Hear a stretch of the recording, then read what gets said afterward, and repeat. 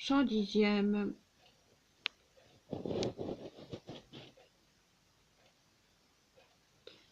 Maintenant mon maître s'en va par un étroit sentier entre le mur de la ville et les suppliciés, et moi je marche derrière lui. Ô vertu souveraine, qui à travers les cercles impies me mène à ton gré, comment sais-je, parle-moi et satisfais à mes désirs. Ceux qui gisent dans les sépulcres, pourrait-on les voir? Tous les couvercles sont levés, et nul n'en fait la garde, et lui à moi. Ils seront tous scellés quand de Josaphat ces âmes reviendront ici avec leur corps qu'elles ont laissé là-haut. De ce côté ont leur cimetière Épicure, et ceux qui le suivirent y font mourir l'âme avec le corps. Toutefois, la demande que tu me fais sera ici même bientôt satisfaite, et aussi je désire que tu me tais. Et moi, mon guide, je ne te cache mon cœur qu'afin de parler peu. Et ce n'est pas seulement maintenant que tu m'y as disposé. Ô Toscan, qui par la cité du feu t'en va vivant, parlant ainsi discrètement, qu'il te plaise de t'arrêter en ce lieu. Ton accent fait connaître clairement que tu es né dans cette noble patrie à laquelle peut-être je fus trop funeste. Ces paroles sortirent soudain dans des sépulcres. C'est pourquoi, en tremblant, je me rapprochai un peu plus de mon guide. Et il me dit, « Tourne-toi, que fais-tu?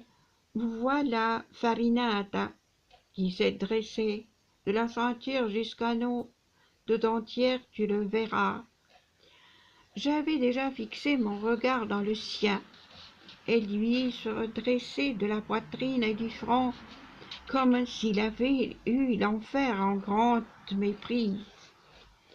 Et les mains énergiques et promptes de mon guide me poussèrent vers lui à travers les sépultures, tandis qu'il me disait « Que tes paroles soient claires ». Dès que je fus au pied de sa tombe, il me regarda un peu, puis presque avec dédain me demanda « Quels furent tes ancêtres ?» Moi, qui d'obéir était désireux, je ne lui scellai point, mais lui découvris tout. Alors il haussa un peu les sourcils et dit, « Ils furent cruellement ennemis de moi-même, des miens et de mon parti, si bien que 2 fois je les ai bannis.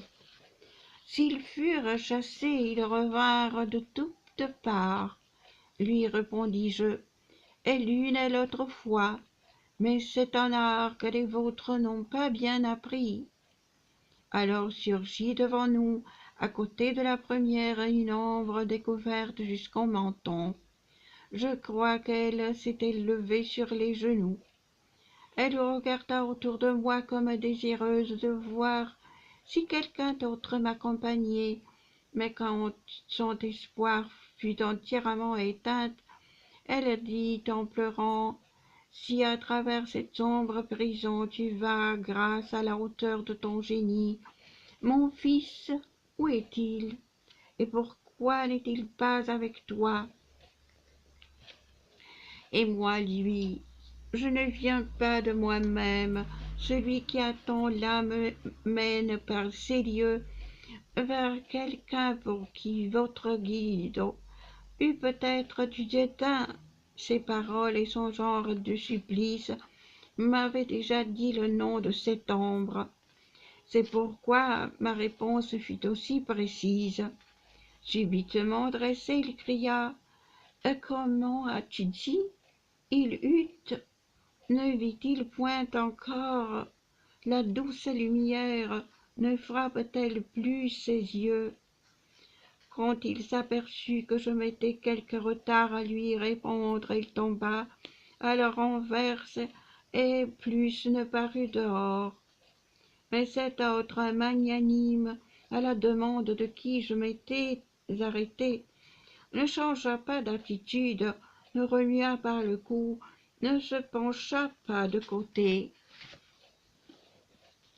Et s'ils ont peu appris cet art, dit-il en poursuivant son premier propos, cela me tourmente plus que cette couche. Mais le visage de la dame qui règne ici ne s'éclairera pas 50 fois avant que tu saches combien cet art est difficile. Et puisqu'un jour tu retourneras dans le doux monde, dis-moi pourquoi ce peuple est-il si impitoyable pour les miens dans chacune de ses lois. Alors moi à lui, le massacre et le cruel carnage qui ont rougi l'Arabia nous font tenir de tels discours dans notre temple.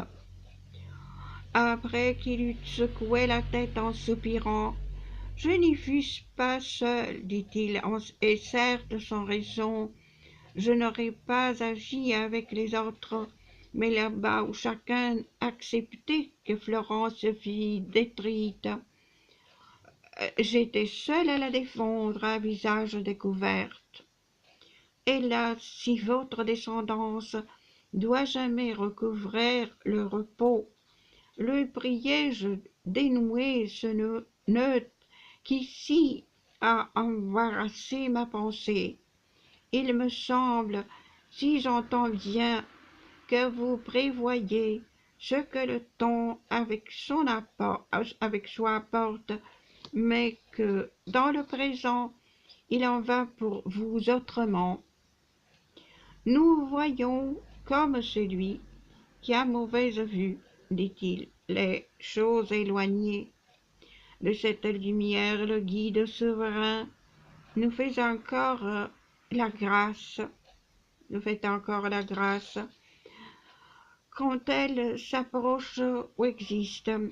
Toute notre clairvoyance est vaine, et si un autre nous le fait connaître, nous ne savons rien de votre état humain.